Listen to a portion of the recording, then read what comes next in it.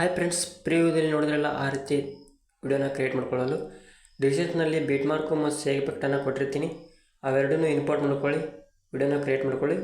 ಇನ್ನೂ ನಮ್ಮ ಚಾನಲ್ನ ಸಬ್ಸ್ಕ್ರೈಬ್ ಮಾಡದೇ ಇದ್ದರೆ ಎಲ್ಲರೂ ಸಬ್ಸ್ಕ್ರೈಬ್ ಮಾಡಿ. Thank you friends.